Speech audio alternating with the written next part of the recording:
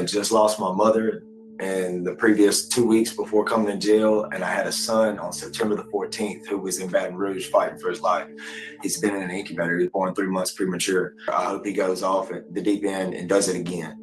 My vote today is going to be, in lieu of revocation, send you to an intensive substance abuse treatment program within the Department of Corrections. Yes, sir. All right, before we even roll this, let me set the stage. You're about to watch a parole revocation hearing that's a roller coaster of excuses, tragedies, and maybe, just maybe, a redemption arc. Our guy here? He's been through a lot.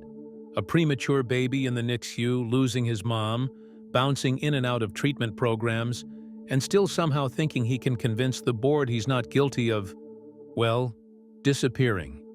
Now, I know how these hearings usually go.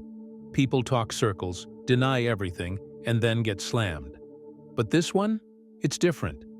As you watch, keep an eye on how he frames his hardships. Is it manipulation? Is it honesty?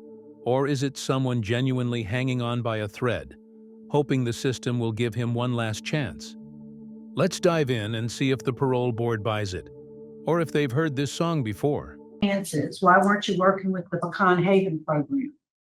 I was doing the program. I was having difficulties not with staff, but with other clients there.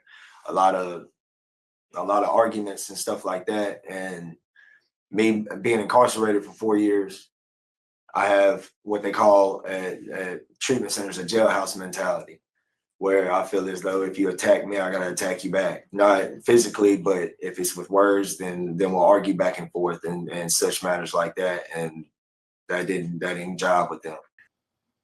Committee on Parole is called to order. Today is December 10th, 2024, Tuesday. It's 8:47 a.m. My name is Cheryl Renatz. I'm serving as chairman of today's parole panel. My colleagues on the panel, seated to my left is Mr. Chucky Tillis, and to my right is Mrs. Jerry Ledoux. We are at BOC headquarters in Baton Rouge. Would the staff here at headquarters please introduce yourself for the record? Francis Abbott. And our first remote location for revocation consideration today is at Ouachita Parish Prison. Would the staff there at Ouachita please introduce yourself for the record? Good morning, Deputy Marchand. Thanks, Deputy Marchand, for accommodating us this morning. We appreciate it. And we have one case for consideration there, and that's Mr. Knight. Is that you, sir? Yes, sir. All right. Would you introduce yourself? Tell us your name and your DOC number, please. Yes, ma'am. My name is Colton Wade Knight. My DOC number is 759-964. All right. And you heard the introductions on this end. So you have a parole revocation questionnaire there with you? Yes, ma'am. That's your signature at the bottom of that form? Yes, ma'am. Based on your answers to those questions, it's determined that you're not eligible for appointed counsel this morning. So are you ready to proceed? Yes, ma'am. Okay. I'm going to read the allegations against you. I'll ask you to enter a plea of guilty or not guilty, and then you can, we'll have a discussion about it. Yes, ma'am. So you're accused of violating the conditions of your parole. First is condition number 2, and it states you absconded supervision. You failed to report to your supervising officer since March 5th of this year. How do you plead, guilty or not guilty? Not guilty. Okay. Condition number 7, you failed to provide a correct address to be located at before absconding supervision. How do you plead to violating condition number 7? Not guilty. And then lastly is condition number 9, you prevented your address from being subject to inspection by failing to provide your current address and absconding from supervision. How do you plead to that violation? Not guilty. Notice what just happened here. 3 separate violations, all tied to the same core problem. Not showing up, not giving an address, and essentially going dark. And yet, he's pleading not guilty across the board. That's bold. Usually, when it's this interconnected, admitting to at least one is a way to show some accountability. Instead, he's holding the line, probably betting that his personal tragedies will outweigh the paper trail against him. It's a risky tactic.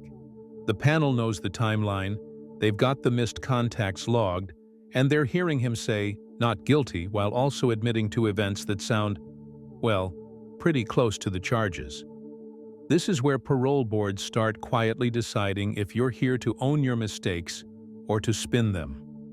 Okay, and they're all related. It all has to do with your failure to report and not communicating with your parole officer. So tell us what was going on with you. Well, first, let me just say this. I do see in the record that I've been provided and I have reviewed, your parole officer had difficulty with contacting you since November of 2023, not just since March. So tell us about it. I was in and out of rehab throughout most of 2023. Not only that, I was kicked out of the residence that I was living at, and I was currently homeless in Balkanville. I just lost my mother in the previous 2 weeks before coming to jail, and I had a son on September the 14th who was in Baton Rouge fighting for his life.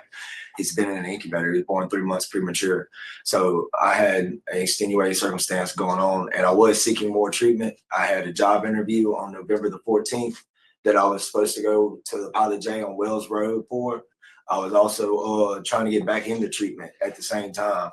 But like I said, the birth of my child and the death of my mother kind of held that up. I tried to reach my parole officer on the first week of July. I can't give you an exact day, but it was through Palmetto Addiction Recovery. And I had to make the call from their office, and I left a voicemail from their number to him. And that was the last any contact would have been July. But I didn't get to talk to him directly. And I had left treatment subsequently, probably 4 or 5 days after. Yeah, you left treatment June the 5th without complete. Why didn't you complete your treatment? Me and one of the counselors had kind of rubbed the wrong way due to what he had said about clients. I felt like it kind of directed towards me too. And for our quote, he said, "Fuck that motherfucker. I hope he goes off at the deep end and does it again." And that's not really something I felt like helps anybody, or a place that I felt like would help me in furthering my rehabilitation. And then in February February this year, I guess, there's a note in your record that says when were you in Pecan Haven? Yeah, that was this year, in February this year. It says you were not working with the program. You transferred to Second Chances. Why weren't you working with the Pecan Haven program? I was doing the program. I was having difficulties not with staff, but with other clients there. A lot of arguments and stuff like that. And me being incarcerated for 4 years, I have what they call at treatment centers a jailhouse mentality, where I feel as though if you attack me, I gotta attack you back. Not physically, but if it's with words, then we'll argue back and forth and such matters like that. And that didn't jive with them. This is a telling moment. He's explaining the jailhouse mentality, that instinct to clap back, even verbally, when someone challenges you. And while that's honest, it's also a double-edged sword in a setting like this. The board isn't just judging his past. They're judging how likely he is to get into trouble again. Conflict in treatment programs is a big red flag, especially when you're already on thin ice. But here's the thing. He's also asking for something the board doesn't often hear: a longer, locked-in rehab program he can't walk away from. That's either a genuine self-awareness moment or a very smart move to sound proactive. Either way, if they believe he's serious, that might save him from going straight back to finish his sentence behind bars. So what's it going to take to make you be successful? Second offender, you've got a full term date in August of this year. So, tell us what it's going to take to make you successful. We don't want to see you be a third offender. What I wanted to do was see about an extended rehabilitation program, not something 28 days or nothing like that, like something like Fresh Start, something at least 6 months to where I actually have to stay there. I can't just leave whenever I want or anything like that. Something that'll really help me. I was looking into a place in California and stuff. I was going to talk to my parole officer before I come to jail and everything once I went to working. But that's really what I want. Since I've been in here, I've got my anger management certificate, and that's on my email and stuff that my baby mama has. I've also started graphic design classes and a few other education things that are available through the tablets just on my own. That's nothing that gives me any good time or anything. That was just something for me to do. And that was part of my parole requirements, was to finish the anger management course. But since I've been incarcerated this time, that's something I went and got, was a certificate for that. How long you been in jail? Since October the 24th, What's the longest period of time you've been in jail? Ever? 4 years. 4 years, yeah, you just said that. I'm gonna say this, I'm gonna tell you how I feel about it. I agree with you. I think that you need some intensive treatment so that you can go home and be a successful parent. And I agree that it probably needs to be a place where you can't just walk out when you want to, because that seems to be your cycle that you do. And so I have a plan. I'm just going to defer to my colleagues to see if they have any questions. I have none. All right. So I think my colleagues know where I'm going with it, Colton. My vote today is going to be, in lieu of revocation, send you to an intensive substance abuse treatment program within the Department of Corrections. Yes, sir. Complete. And it's, it's not going to be a 28-day program, I'm sure. Yes, ma'am. So my vote today is, in lieu of revocation, send you to a treatment provider within the Department of Corrections. Yes, ma'am. I concur.